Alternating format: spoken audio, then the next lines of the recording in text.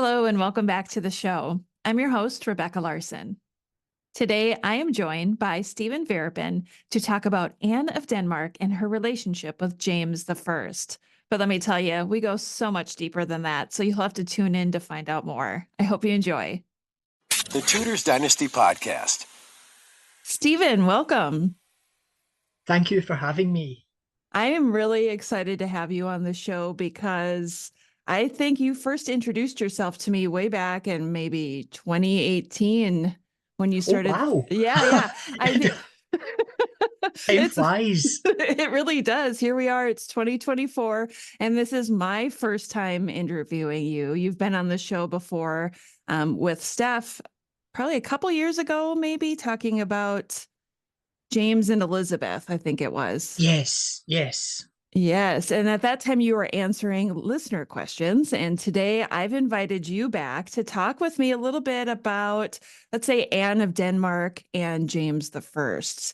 So before I get into the questions, why don't you give the audience a little idea of what your background is and why you're the perfect guest for this topic? Sure. Well, I have been studying and writing about the Tudor and Stuart periods now for longer than I care to think about, actually, for a long time. My PhD was in Elizabethan slander and sedition, which kind of looked at the legal system in the period. It looked at the ecclesiastical system in the period. And as we know, it's very difficult to just separate things into reigns. At the end of Elizabeth's life, it wasn't the case that everything changed in the legal system and so on. So you end up looking into the sort of later period, look at what comes after. And I got very excited because I thought, God, things were just as exciting after the Tudors as they were during the Tudors' reign. So that's what led me into studying and writing about James and Queen Anne as well. I'm glad that I have you on the show because my knowledge really stops at the Tudors. I know very little when it comes to the Stuarts. And so I would love to learn a lot about James and Anne today from you. Maybe we could start out with what made Anne of Denmark such a great match as a queen for James? Well, that's an interesting question, Rebecca, because it comes down really to the economy. Yeah, I was going to say that sounds really harsh, but it comes down to economics. James, in the 1580s, after his mother was executed, really felt himself secure for the first time, or at least more secure. The reason for that was when Mary, Queen of Scots, had been alive, she was always claiming still to be Scotland's monarch. James, therefore, kind of lived in the shadow somewhat. He was trying to assert himself as King of Scots, but that was difficult when there was a still living Queen of Scots claiming that her abdication had been forced and so on. So after her execution, which James didn't want his mother to be executed, but it did, from a purely mercenary perspective, allow him to be sole king. And a sole king needed a wife, needed a queen, and needed to produce heirs. And there were really two paths open to him. He could have made a French match, which was an option, Catherine of Navarre, or he could have chosen a daughter of Denmark. And he supposedly wavered over this. He had portraits of the women. And he decided eventually, because there were riots in Edinburgh in favour of the Danish match, because it would open up trade, that he would plump for a Danish bride. But there was so much negotiation, things dragged on for so long, that his initial choice, Elizabeth of Denmark, ended up being promised elsewhere. So he had to settle for the second daughter of Denmark, and that was Anne or Anna. Wow. Maybe it's just because I followed the Tudors for so long, but Denmark seems like such an odd choice. Usually you hear, England, Scotland, France, the Holy Roman Empire, anywhere but Denmark as a choice. Yeah, that's a fair point. Scotland and Denmark did have a history together, not just economic actually, but in terms of royal marriages. There had been a Danish queen before, there had been royal Scoto-Danish intermarriages before. But one of the reasons I think it became particularly important was religious. James's match, whoever she was, had to be Protestant because he was Protestant, and of course that was an important factor. The danger of the French match, he could have married Catherine of Navarre, as I said, but she was older apparently, and there was a very mean report written about her by an ambassador who went over to study her, and he said she was old, cracked, and something worse if all were known. Unfortunately, we don't know what that something worse was, but she was ruled out. But the real danger of that match was France was undergoing its periodic religious wars, and Scots were worried if we import a French queen or a queen with French royal connections, Scotland will be dragged into these religious wars. Whereas Denmark was also Protestant, although it was Lutheran rather than Calvinist. So James could marry a Danish princess and still maintain the kind of Protestant settlement, I suppose. Although there are questions about Anna's commitment to Protestantism, which we might touch on later. Yes, we most definitely need to touch on that. I am curious too, now that you brought up Mary, Queen of Scots, did Anne of Denmark, was she aware of who James's mother was? Do we have any idea of what she knew? She absolutely had to have been aware because it was her father who had arrested and locked up Bothwell. So Right. Mary's infamous husband, Bothwell. So she must have known, but she left no comment on it as far as we know. I would just think it'd be such a big shadow to live under when you Yes, come well, in. they'd have had something to talk about in bed, I suppose. Remember the time your father locked up my horrible stepfather and drove him insane? Oh my gosh, that's too funny. Okay, so Anne was chosen, and how long did it take from the time that she was chosen as a bride to their marriage? That is a very good question. Because in terms of the proxy marriage, that was fine. You know, the things they used to do. Well, the contract would be signed, and someone would put a foot in the bed to represent the marriage and everything. And James was very keen on having her come to Scotland immediately. James was an interesting figure in terms of his sexuality, as I know the new TV show explores at fairly graphic depth. But he had only, as far as we know, had male lovers in his kind of teenage years, early 20s. And what he seems to have done is almost cleared out his bedchamber of these handsome boyfriends to make room for a queen. So he was what we would now call bisexual, even if that term didn't exist at the time. And he seems to have been quite keen on getting this bride into his country, into his bed to produce heirs and all of this sort of thing. But there were delays. Anna set out for Scotland from Denmark, and her ship was almost wrecked, and it was cast onto the shores of Norway. Now, Norway was part of Danish territory at the time. Then she set out again, and these storms rose again. And then I believe she set out a third time, and storms rose again. And James was getting very impatient. He apparently went out and ordered fasting in Scotland, ordered prayers to try and calm the storms. He was really desperate to meet his bride. And these strange storms really over months prevented her from reaching Scotland. James eventually decided to go out and fetch her himself. So despite the storms and despite his, I think, unfair reputation for cowardice, which has gone down the centuries, has echoed down the centuries, and I'm always trying to tell people he wasn't this sort of cowardly, snivelling man at all. He could be very brave, could lead forces, he could sail out into storms. And that's what he did.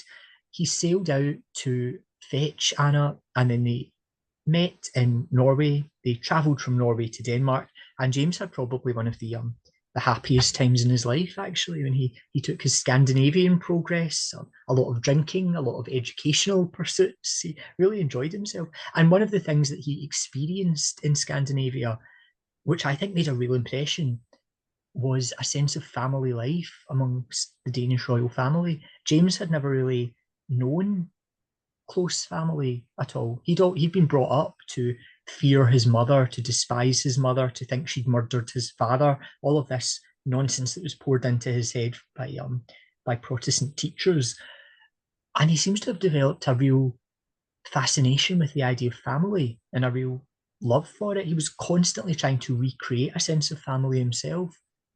Well, who could blame him? Honestly, like you said, what a turbulent childhood that he had, just looking for some stability. But Yes, absolutely. I do wonder too, with the delays of weather that came with her coming to Scotland, was there a lot of talk at court about it being a bad omen? Not at first. And in Denmark, there was a bit of a blame game going on as to, had the ships been badly equipped, had the ships been ill fitted, and things like this. And the Danish admiral decided, oh, I might get blamed for this. It, it can't possibly be my ill equipment of the ships. It must have been something else that was behind these storms.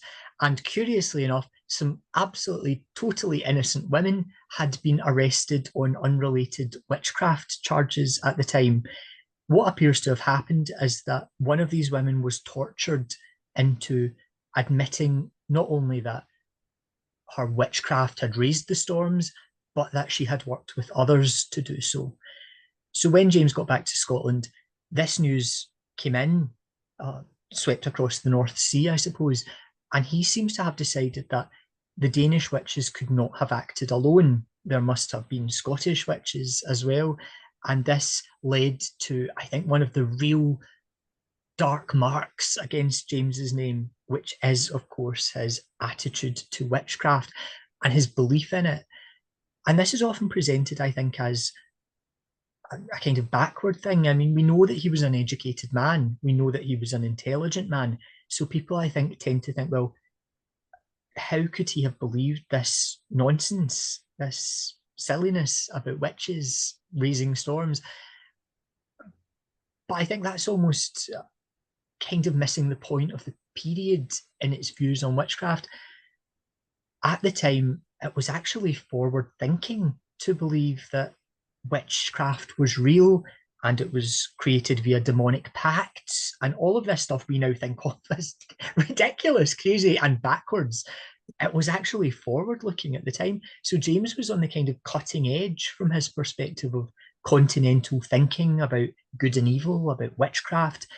And he absorbed all these lessons. He tried to drive witch hunts. He did that a couple of times. He believed this stuff.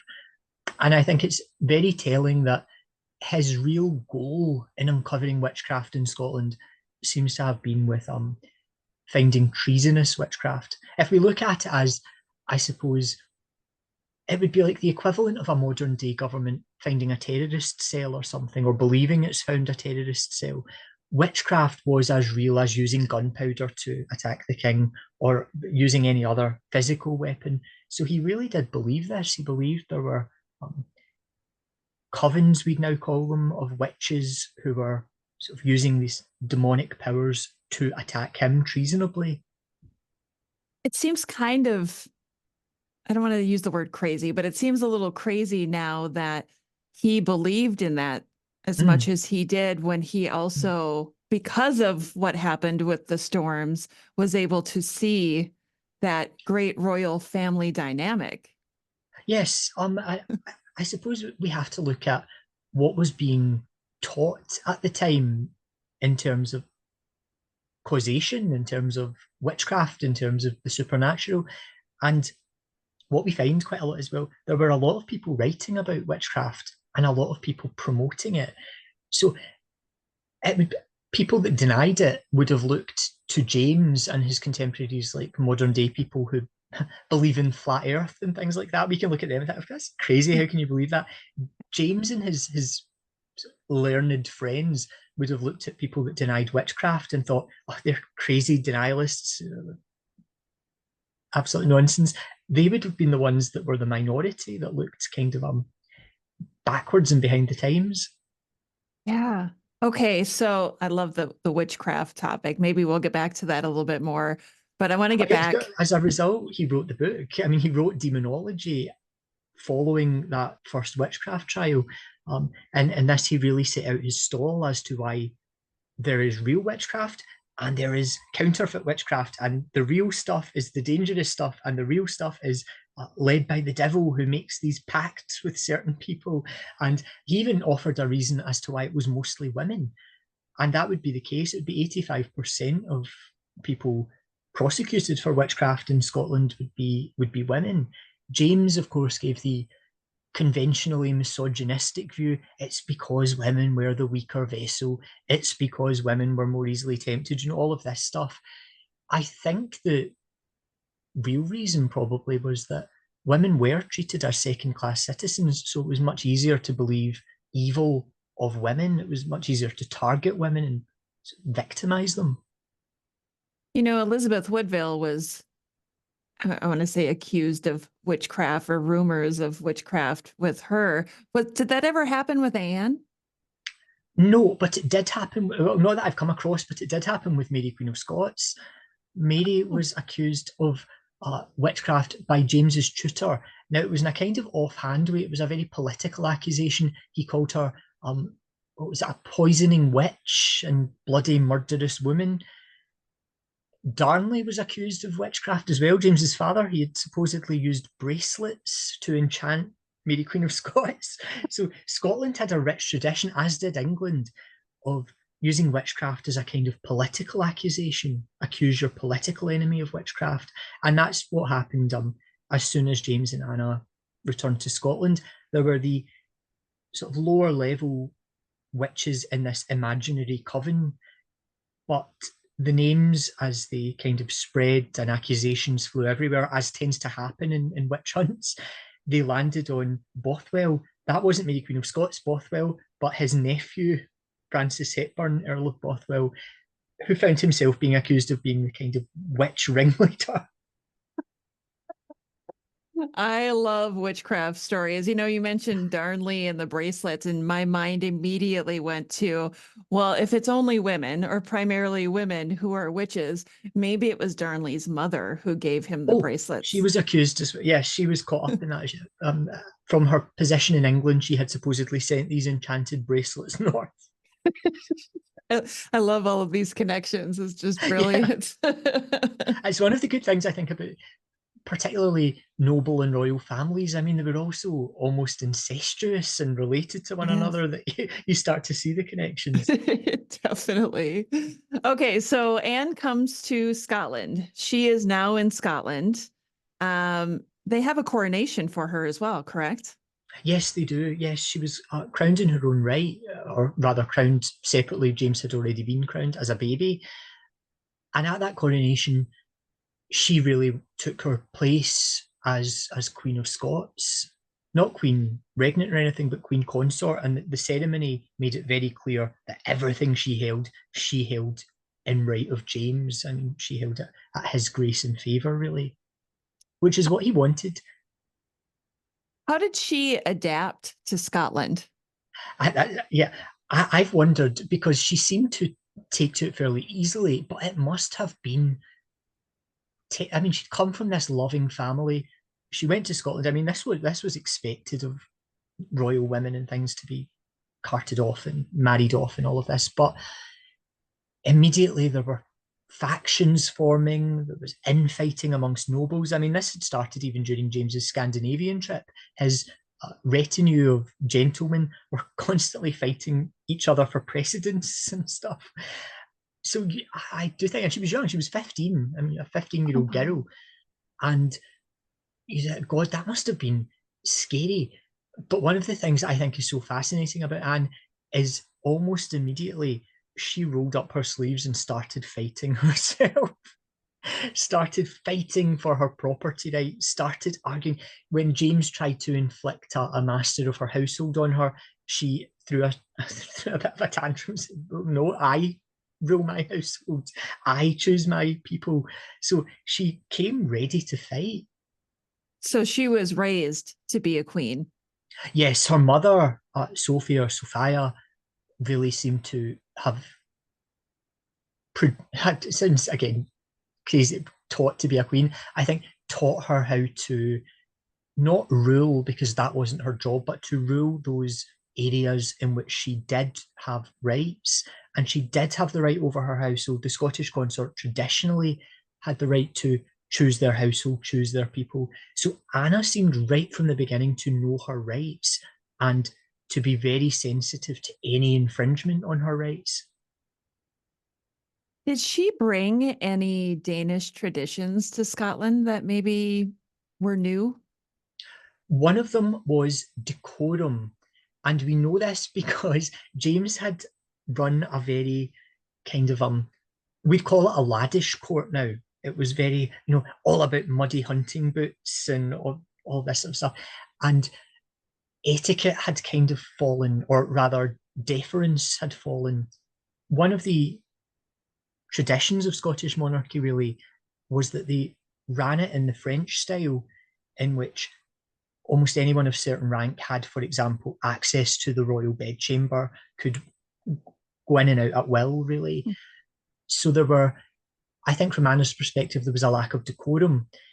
And we know that she tried very hard to stamp a measure of decorum on this raucous Scottish court, because the courtiers started complaining about it, saying things like, things have strangely altered since the Queen came.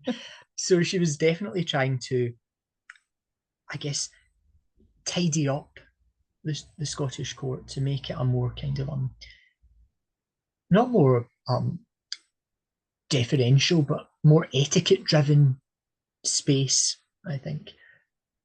Was that well received? It was well received by people that hadn't been getting the kind of free access to James, because if things were more formal, there were formal channels by which you could access the king, whereas James had a long history of really just having favourites, playing favourites with people, and if you were in his charmed inner circle, you would get anything you wanted. And James, this was a kind of thing with James until the end of his life. If he liked you, he really liked you, and he would give you anything you wanted. But that obviously annoyed a lot of people who weren't in the inner circle. So Anna coming provided another kind of route to patronage. Often in, let's say, historical fiction or film, it's portrayed that James and Anne did not have a very good relationship. Is that the Oh truth? no, no, no, no, no, no, no. And I feel like it's one of those things that just irritates me, because you're absolutely right, Rebecca. It's always portrayed, even in non-fiction.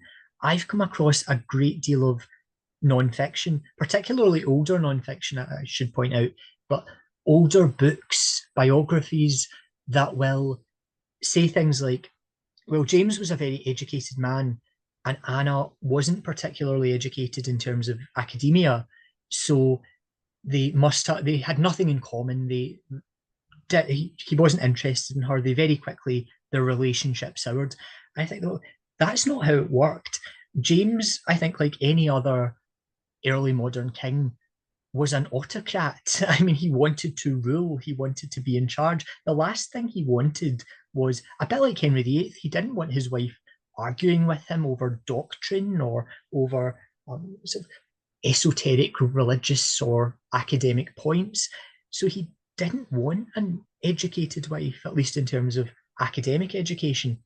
What he wanted, and which Anna wasn't, was an extremely compliant wife. He wanted a very submissive wife, and Anna was not very submissive.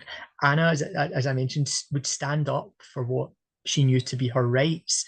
So that did lead to the occasional arguments, particularly when Prince Henry was born in the mid 1590s, and there were questions over custody.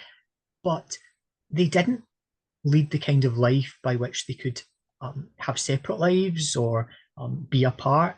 In fact, even whilst all the arguments were going on about who should raise Prince Henry, I mean, they were still firing out children almost every year. So these people were clearly living together, and clearly living together quite happily, actively.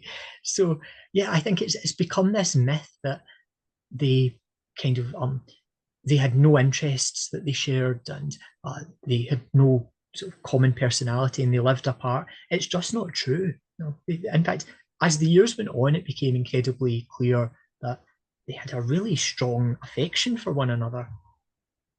Yes, but as you mentioned previously, there was some differences in religion between them. Yes, and this is particularly during James's time in Scotland, but during both their time in Scotland.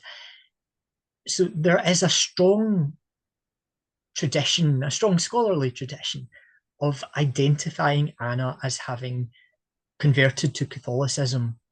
And this is often presented as something that embarrassed James, something that, James, his kind of reckless wife fell in with the Catholics, and he was mortified by this. I have a slightly different reading, and I don't think she converted to Catholicism. Why do I think that? Well, I should put the case for it first of all. The case for Anna converting to Catholicism is that several priests claimed to have performed the conversion. Several Jesuit priests actually came forward later on and said, "Oh yeah, I converted the Queen of Scots," and they would give a date for it. But that raises red flag. I hate to use the phrase red flags. Everyone uses it, but it raises red flags to me. I'm speaking as someone that was raised Catholic. I don't think you need to be converted more than once. I think once it's done, it's done. So some of these priests were clearly lying, or Anna was playing games with them. The other issues after, I know this is jumping ahead a bit, but after they gained the throne in England, the Pope wrote to one of his spies who was supposedly kind of smuggling things, Catholic things for Anna. And this spy had written almost in exasperation saying, well, she goes to Anglican masses, Anglican services, Protestant services quite often. I'm not really sure what's going on here. And the Pope wrote back saying, we have no good knowledge of this queen. So I thought, if the Pope didn't know that she had converted, she probably didn't convert. But this does still leave the question of, well, what was going on? My theory is that she and James were working together. Both of them in the 1590s were writing to the Pope in very respectful tones, calling themselves obedient children, calling him the Holy Father. I think that both of them were engaged in a ploy to impress the Pope, to let the Pope and Catholics think that they were either in the process of conversion, willing to convert, or at least friendly and sympathetic towards Catholicism. And the reason I think they were doing it is because they both had a joint goal, and that was to gain the English throne after Elizabeth's death. And what they did not want, James or Anna, and I think we need to look at them as being in this together. They were King and Queen of Scots. They had the same kind of code of honour. And what they didn't want was continental Catholic objection to the Stuart succession, and they didn't want English Catholics to stand up to them, to refuse them. They wanted Catholics to accept them as the next King and Queen of England. So I think that they were both playing games, essentially. I think that they were both posing as Catholics, and she did it better, because I think she genuinely, this sounds very cynical, I think she was genuinely sympathetic to Catholics. She certainly had a lot of Catholic friends, but I don't think she went as far as conversion, and I certainly don't think that this was something that embarrassed James. I think he knew absolutely what she was up to. He knew that she was friendly with Catholics. He thought he could use it to political advantage. So there's absolutely no truth that she was involved in the Gunpowder Plot or wanted to put her daughter on the throne? Not even a scrap. Less than a scrap. I know I know the article you're talking about, and it's fun, and it's kind of an interesting what if, but no, it's not even based on a contemporary rumor, so it's absolutely not not true. One of the things Anna held in huge esteem was the role of the monarch and the position of monarchy. I think the idea of killing a king would have horrified her, not just her husband, aside from the fact I think she genuinely quite liked her husband and her son, definitely. She would never have countenanced any subject killing the monarch. It would have been absolutely alien to her. Just the idea that you say she liked her husband just changes such a narrative about them that I think the most common perception is that she despised her husband because of his male companionship. Is there anything to show that?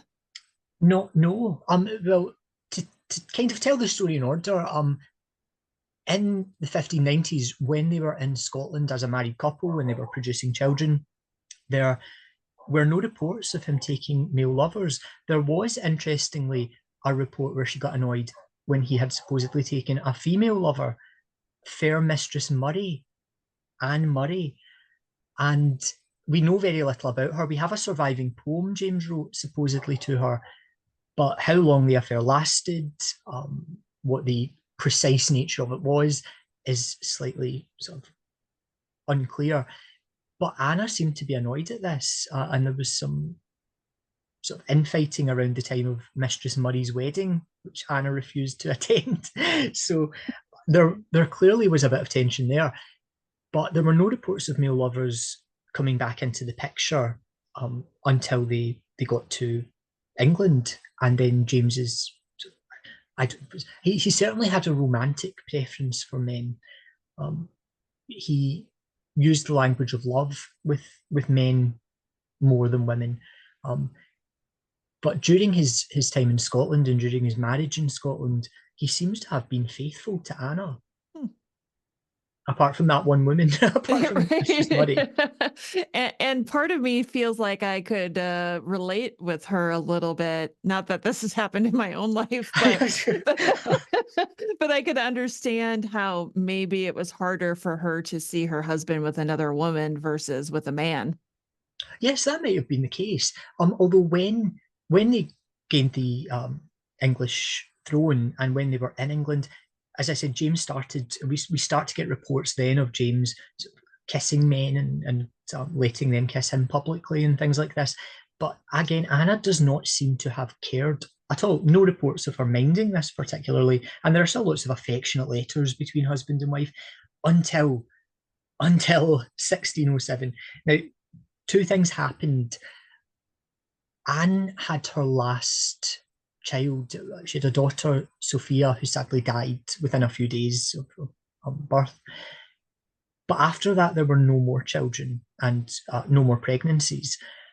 And I don't think it's a coincidence that the next year, 1607, so that was in 1606, in 1607, James falls in love. And this time, it's not just reports of him sort of publicly kissing men or anything like that. This time it is he fell in love. And this was with Robert Carr, who was a not particularly intelligent or likable young Scot. James saw him at the Accession Day tilts, and supposedly he either fell or was thrown from his horse, and some reports say he broke a leg, some an arm, and James stood up, looked down, and for some reason was smitten with this guy, just was smitten with him. And from that point on, and I think in the book about James, I parallel this with Henry VIII and Anne Boleyn, because it wasn't a case of a kind of immediate overnight thing. This went on for, again, about 7 years for him to reach his height, Robert Carr. But James really did seem to adore this guy. He was, in his curious mix of love and affection and a desire to be really paternalistic, he was trying to teach him Latin, and he was trying to educate him and trying to make him a statesman, but also showering him in kisses and love and all of this sort of stuff. So James had a really strong patriarchal streak, but Anna did not like Robert Carr. Now, this was not because necessarily she was jealous. it was because Robert Carr was an idiot. And the reason he was an idiot was he thought that he did not have to defer to the Queen in any way. There are reports of him laughing at her publicly, treating her with disrespect. Now, Anna seems to have been quite happy for her husband in their later years for him to take on these male lovers, provided the male lovers treated her as queen and deferred to her as queen. Robert Carr did not do that. He was laughing at her. He was just generally being a nuisance and being greedy and ambitious and unpleasant. And she was furious. She hated him. And she made no secret of hating him. James was not happy about this because, again, James's desire to have this family unit, as odd as this sounds, resurfaced. What he wanted was his lover and his wife and his children all to form one big sort of happy family together. And that couldn't happen with Robert Carr. How very modern.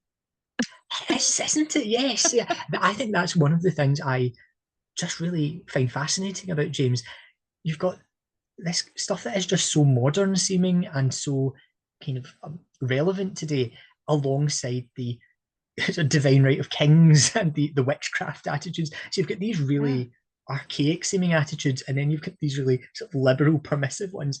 Now, I should say, on the subject of his sexuality, because I know that the Mary and George series is coming out with you next month, I think. Okay. It's good, but it's not very accurate. But it's just a good watch with some fantastic acting. But James wrote specifically that he was very much against the vice, as he called it, of sodomy, as he called it. And that has led people to think, well, maybe whatever he was doing with these male lovers wasn't that, maybe it was something else. But again, we have to put that against, well, he also wrote against swearing, and he did that a lot. He also wrote about the importance of good economy, and he certainly wasn't doing that. So it's very difficult, I think, to take someone writing publicly against something as evidence that they weren't doing it. Right. It's a case of do as I say, not as I do. Exactly. I think James was the master of do as I say, not as I do. Okay, so I do want to touch base a little bit on their family unit. What type of involvement did Anna have in their children's education or their upbringing? Not as much as she would like when it came to the heir to the throne, Prince Henry. She really wanted custody of Prince Henry. And again, older biographies and things usually present this as silly women, just going mad with maternal instincts and not being politically savvy. And I disagree. And the reason I disagree is, well, it certainly wasn't just unchecked maternal desire, because she raised no objection to her other children being given to noble families. There was clearly something about Prince Henry. What could it have been? Well, he was the heir to the throne. She knew that if James was assassinated or fell off his horse in one of his endless hunting trips and died, whoever held the prince held kind of keys to the kingdom. And she also, I think, had a bit of an issue because previous consorts of Scotland, so Mary Queen of Scots' mother, for example, Mary of Guise, they had been given Stirling Castle as part of their dower properties, and she wasn't. And that's where Prince Henry was being raised by the Earl of Mar. So I think she saw, I'm being denied my rights here. I'm going to kick up a fuss about it. So I think that's what she was really interested in Henry for. She loved him. I mean, she really loved her children. She was a deeply loving mother. But she also saw the political value in them. And we see this later when Prince Henry is alive in England. He obviously died young, but we see them almost combining to stand up against Robert Carr, for example. They will sponsor political appointments to get one over Robert Carr when he's at the king's right hand. Interesting. So, okay. So how many children did they have together that survived? That survived, only 3 of them, sadly. Only 3 of them survived infancy. So Prince Henry survived infancy, but still died at 18, sadly. Prince Charles survived infancy, although he didn't survive his own reign, as we know as Charles I. And Princess Elizabeth, who is, I believe, almost the Stuart who the current royal line passed through. Okay. You mentioned Charles, and I don't know why it is. I always forget that Charles the First was the child of James and Anna. Oh yes, yes. Charles is an interesting one. Charles is a figure that frustrates me in a lot of ways, and yet I kind of have sympathy for, because, like James, you can see his childhood. He inherited from his mother, from Anna, an incredible fondness and skill in the arts. I mean, he was interested in artistic pursuits, in visual arts, and theatre. He was good at this sort of thing, and so had Anna been. Anna, when she was Queen Consort in England, was probably the biggest cultural patron as queen that England has ever seen. Charles got that from her. What he got from his father was, unfortunately, a belief in the divine right of kings and a hatred of Parliament. And that was the beginning of his end, right? It was indeed. James, for all his faults, James, I think, clashed with Parliament, but knew when to back down and knew when to negotiate. And yes, he certainly knew when to be imperious and to give the full sort of almost Tudor high-handedness, but he knew when to back away. Charles, I think, he was unfortunate in that he met a parliament that was just as stiff-necked as he was. So the men of parliament in the Caroline era were just as unwilling to back down as the king was. Poor Charles. Well, and then their daughter Elizabeth became Queen of Bohemia. Yes, she did. The Winter Queen was her, a very charming sounding nickname, but it was originally a kind of dig at her husband, that he had only managed to be King of Bohemia for a winter before being chased out. And that led to the big final crisis of James's reign. Obviously, it's the outbreak of the 30 Years' War, this crisis in Bohemia, and then as it spread all over the continent. Okay, so in 1603, Queen Elizabeth I dies. Yes. James must have been delighted. Yes, James was delighted. Such an interesting relationship. When I was writing the biography on James, I loved writing James and Elizabeth. I just loved the letters going back and forth. You can almost feel the resentment between them, and they were kind of locked in this alliance because they were both Protestants. They were both monarchs of British kingdoms, but you can just tell they distrusted one another. He was constantly badgering her, demanding that she acknowledge his right to the succession. She was constantly paying off mischief makers to go and cause trouble in Scotland. So you can just this sort of weird dance that they were locked in. Because I remember thinking, oh God, this was going to run out of steam when Elizabeth dies. I hope it didn't. I hope it was still interesting after. So it makes you wonder if he felt some resentment towards Elizabeth for his mother's death, or how she felt towards him because of who his mother was. Yes, I think that is a big question, because in 1599, for example, a very curious thing happened. James stood up in Parliament and accused Elizabeth of threatening to dig up his mother or disinter her from Peterborough and burn her body. Now, why he came out with this, I don't know. He was goading her. And they did this to each other constantly. And she flew into a rage and threatened to cut off the pension she'd agreed to pay him before Mary Queen of Scots had been executed. And there were constant moments like this. There were constant moments of him saying inflammatory things or her saying inflammatory things against each other, and then both sort of refusing to speak to each other or swap letters for a brief period, and then making up again. And it was just so bizarre. Such a bizarre relationship. It is. Now I'm wondering, did James and Anna enjoy England? Did they like living in England, or did they prefer Scotland? Oh, they preferred England. James, with Anna, it's. I don't think Anna had a preference. I think she enjoyed the artistic pursuits in England far, far more than Scotland, because in England, obviously, the Renaissance was in full swing. She was able to pay and work with men like Ben Jonson, geniuses, writers, and she took full advantage of it. She was able to take to the stage. Both of them preferred England for a very clear reason, and it was a religious reason. It wasn't that they were so Catholic, Protestant, that aside. Why they preferred England was because in England, the monarch was the supreme head of the church. In Scotland, the Presbyterian Kirk was very much of the mind the monarch is just another member. The monarch is not in charge and should not be in charge.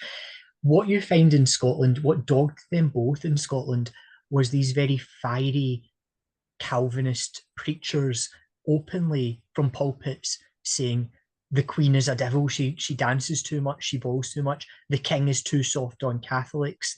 So James and Anna were actually under quite a lot of threat in Scotland. They were constantly being criticised. And James, when he got to England, said, "This is the promised land." He called England the promised land. Why? Because this is what he dreamed of. The ministers weren't allowed to preach against him from pulpits. They weren't allowed to criticise him. He thought this was great. This is wonderful. This is what I dreamed kingship was like. I'm not being criticised anymore. Was there a lot of pushback in Scotland from the Scottish subjects once they were living in England? Were they upset about how much he liked it there or his views? Surprisingly not. Not that I've come across. And James certainly boasted that when he got to England, he said, "Here I sit and govern Scotland by the pen, which others could not do with the sword." So he had managed in England to create a system whereby it could sort of survive an absentee monarch. It could sort of not break out into rebellion or anything like that. There were some riots and there was some trouble in the days and weeks when he first went to England. As soon as he heard that he was King of England, he was gone. I mean, he couldn't get out of Scotland fast enough. He was gone within 2 weeks. Like a trail of dust behind him. Exactly. He left his wife and kids as well. They had to follow later. But there wasn't a huge sort of public outcry or anything like that. And he did promise to return every 3 years, which he didn't do. He came back once. He came back once in 1617, and then it was to try and force through his English flavoured religious sort of views and practices on Scots, and they balked at that. They weren't too happy about that. Oh my gosh, I've had so much fun chatting with you about this today. I definitely know now I need to have you back again to focus more on specific subjects that we've covered. Oh But yes. there's so much. Well, I was thinking as well, once the Mary and George show has been on, we can talk about maybe what it got wrong and what it got right. The Yes. real, because we never got on to George Villiers actually. Yeah. Robert Carr, that great favourite, that sort of the Anne Boleyn to James. He met a not as sticky a fate as poor Anne, but he also had a downfall, and it was that downfall that allowed the famous George Villiers to step into centre stage and become Duke of Buckingham. We'll leave that for our next interview. Yeah. What I want to end with today is I would love for you to maybe tell me what your favorite thing is about James and what your favorite thing is about Anna. Oh, I think my favourite thing about James is that he had a pet armadillo that had its own keeper. Its What? own a pet armadillo with its a royal armadillo keeper. That is when you know you really hit the sort of height of lavish excess when you have a pet armadillo and its own keeper. My favourite thing about Anna, I think, is when James was in the throes of his passion with Robert Carr, she had staged a masque which really extolled the virtues of queenship and the power of queens with herself in it. And I thought, God, that was her kind of smackdown, her slap in the face to this upstart Robert Carr that was monopolising the king's attention. She publicly reasserted the power of queens. I love that so much. She sounds like such an amazing queen, and I'm so happy that you were able to join me today to discuss this royal couple and some of the history. Yeah, thank you for having me. It's fascinating. And I have to say, one thing about the series is it's probably the only time I've ever actually seen Anna in a drama series. I mean, which is crazy. She was one of the most interesting queen consorts of England, and yet I had never ever seen her as in a speaking role in a drama series. And the actress is very good. She's brilliant. She really sort of shows the intelligence behind her. Wonderful. And I'll look for the information on when it's going to be released here in the US and share that with my listeners as well. And we'll have Stephen back to discuss some of the inaccuracies on that program Oh, after it's thank you. been aired. I look forward to that. Stephen, thank you so much for being on the show today. Thanks a lot, Rebecca. Thank you again. The Tudors Dynasty Podcast.